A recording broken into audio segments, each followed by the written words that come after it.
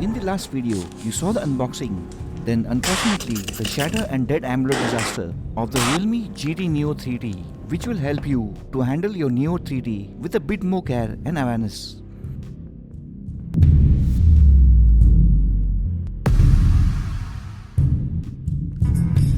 Let's start getting things wet right away to kick off a unique and genuine liquid resistance test. Once again, do take care and make sure not to get misled by dangerous videos which submerge devices without any IP rating directly inside water and then fakely portray them as waterproof, giving you a false sense of security. The Realme GT Neo 3T also has no IP rating whatsoever, even though it does have a yellow rubber sealant in place. Whether this is a cost-cutting ploy as usual, or if it actually doesn't have the IP, that will soon be proved in time. The good news is, Realme devices even in budget have done awesome, except of course the recently liquid damaged Realme 9 Pro. So the same awesomeness is also expected from the costlier GT Neo 3T as well.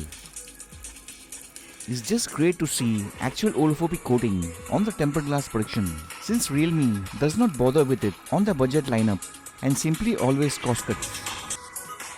Also, the fact that the negative influence of liquid has not yet affected the audio is the reason why we have already reached the next stage of light splashing. Distortion and low loudness is an indicator as to how well it's doing against liquid abuse.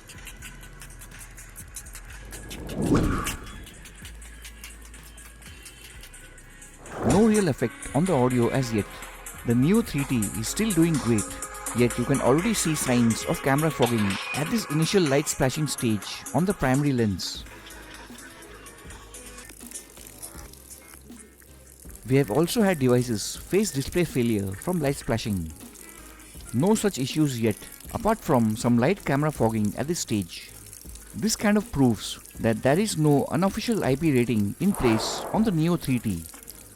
Not good, since cheaper budget devices have done better against liquid abuse than the 3T.